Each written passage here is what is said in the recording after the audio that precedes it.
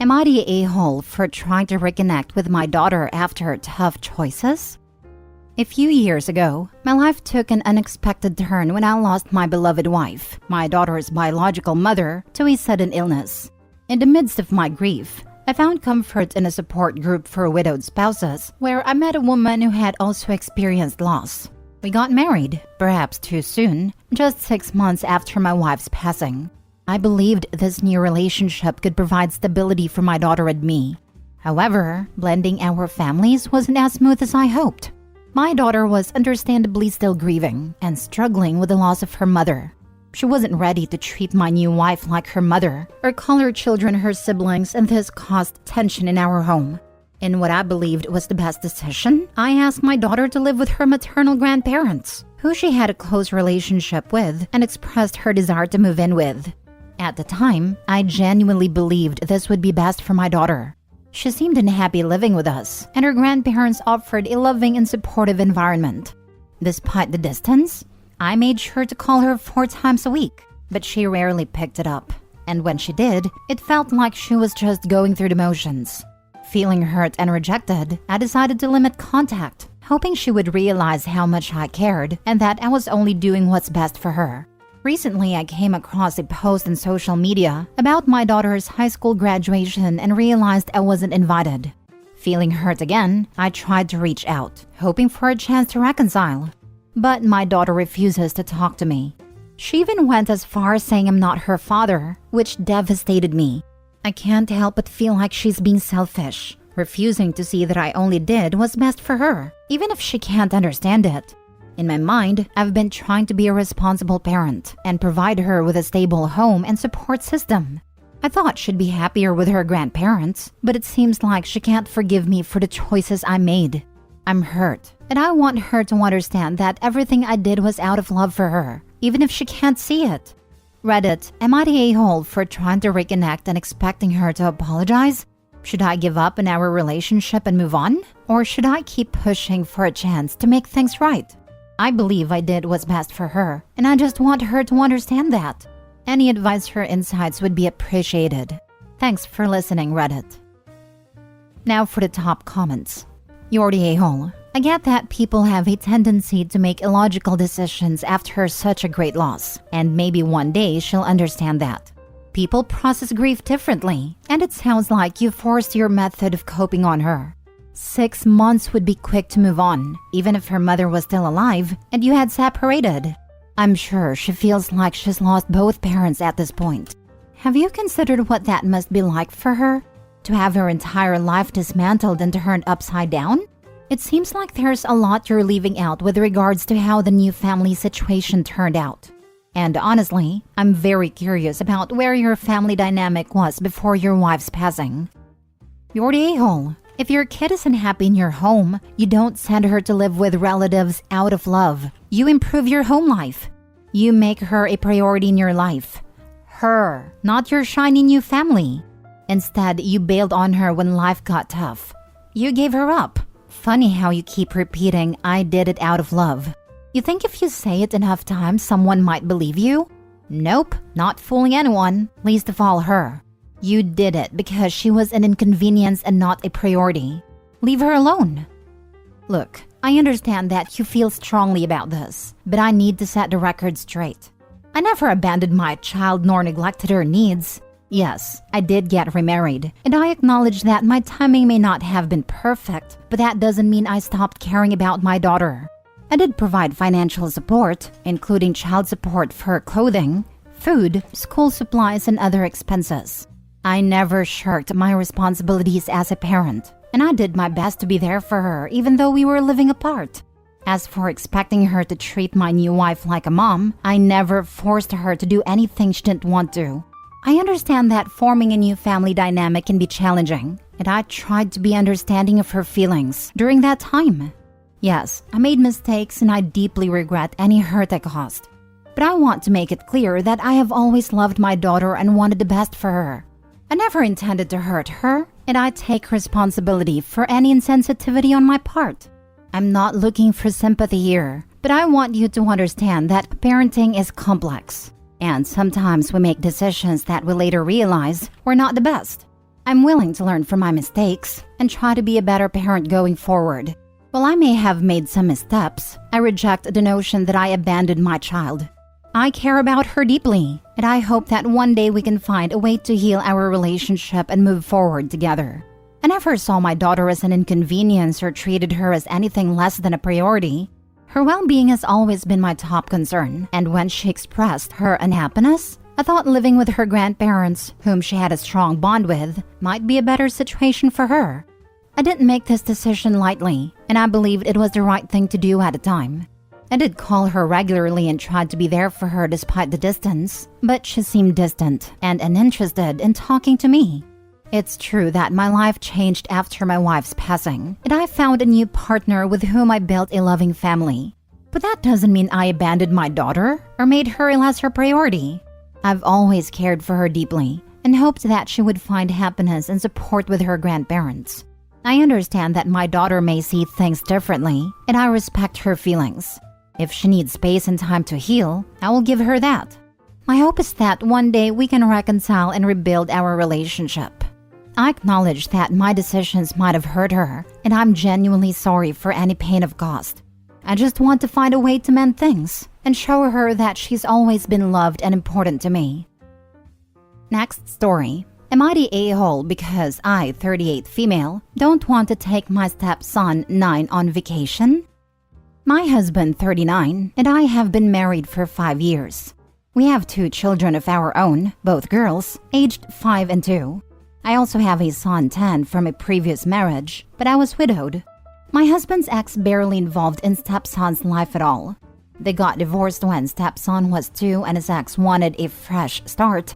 So my husband did a decent selfless thing and had complete custody of their son, even though he'd wanted shared custody.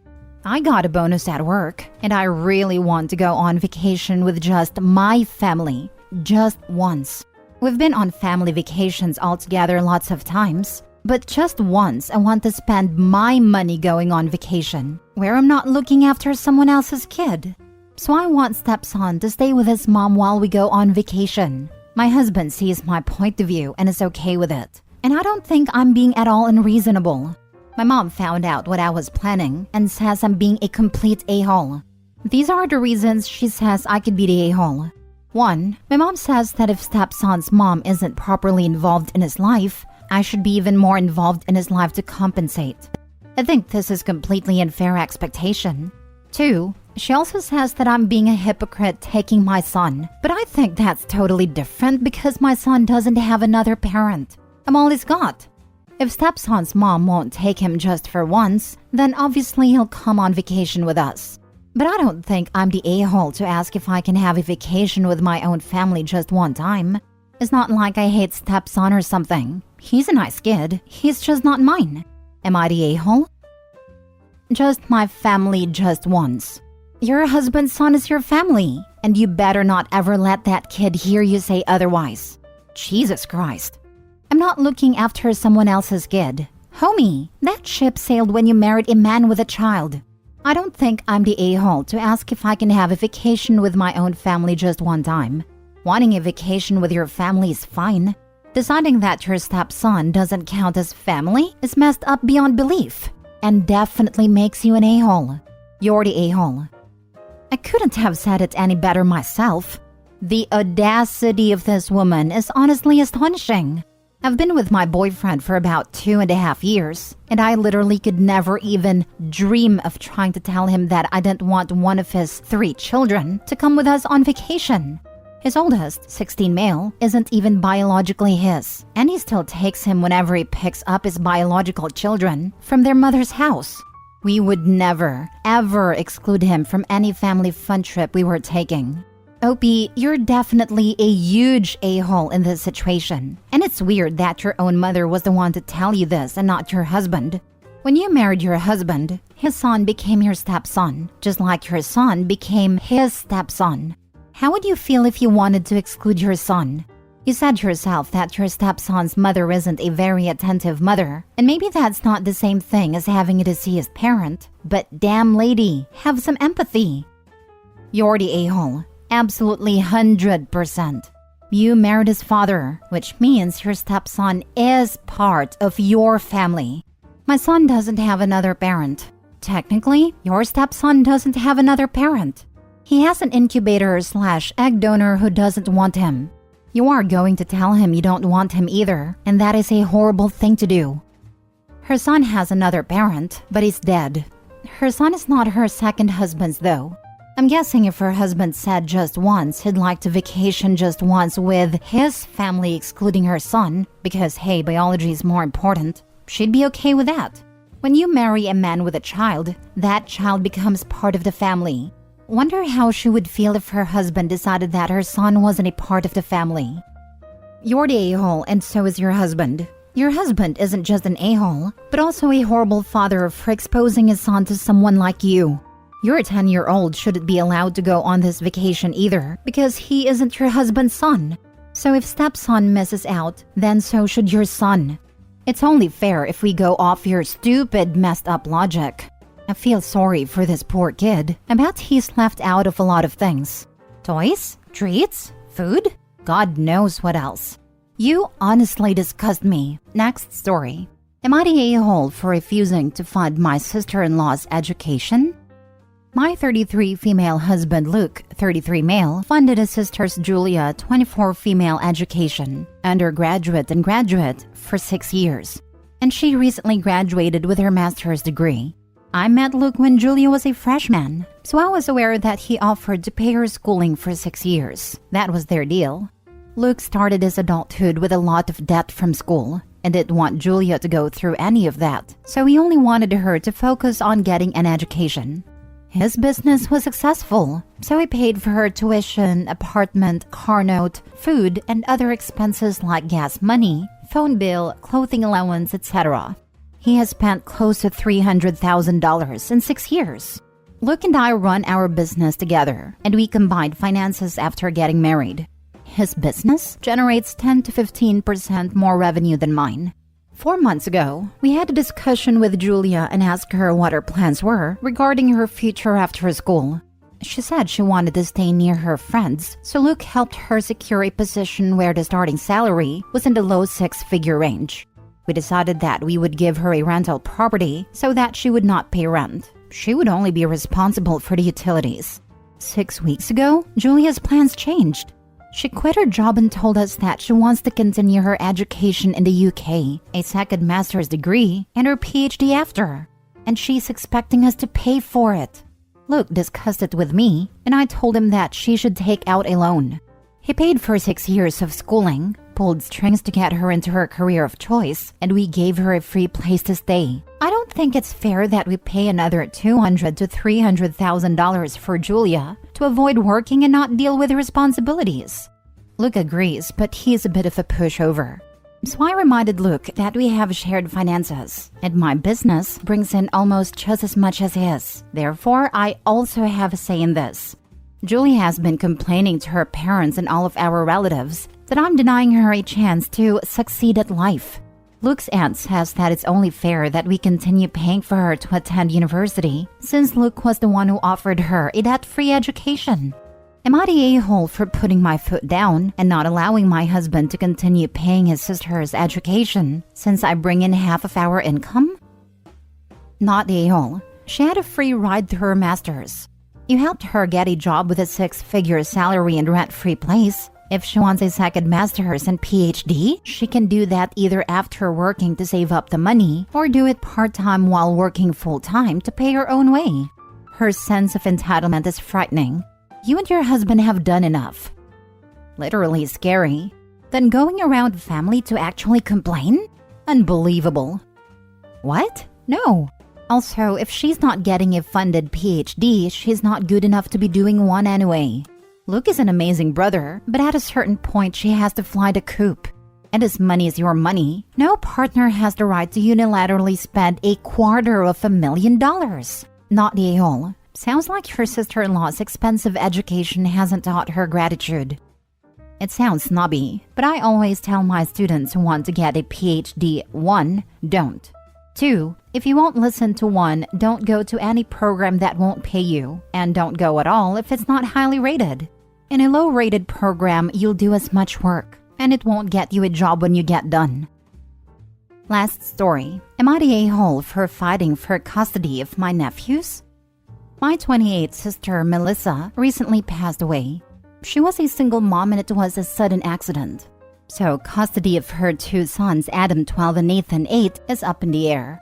My surviving sister, Amber 34, is looking like the top pick for custody. But the thing is, she's kind of a terrible mother to her own daughter already.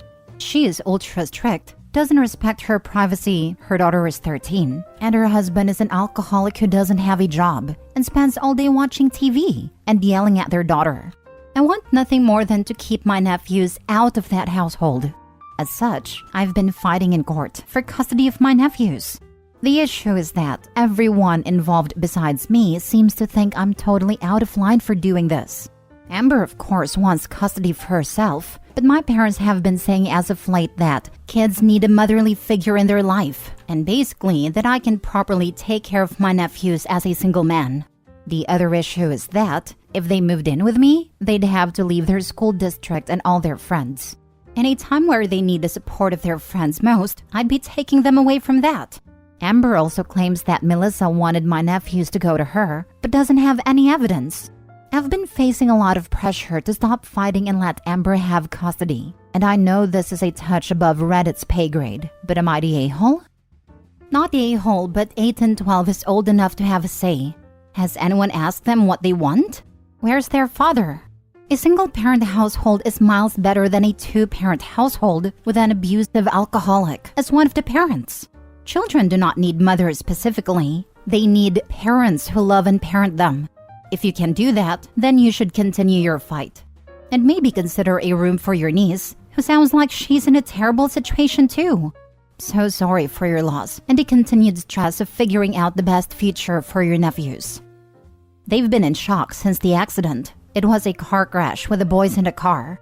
As soon as they'd ready to speak, I think the court would like to hear what they have to say. My heart breaks each day for them, and honestly, I just wish Melissa were still here. Everything would be fine if she was still here.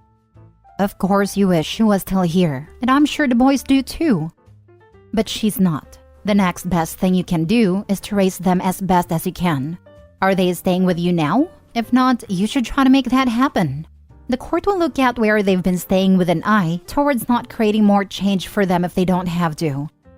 Not the a-hole. Has Amber's husband agreed to this? I just don't see that a court would give custody to a family where one person is an alcoholic, although I'm assuming the others involved don't know about this. Otherwise, I can't see why anyone would think it's a good idea they go to Amber. My guess is the sister is hiding the husband's issues. When OP brings this to light, they should not give her custody.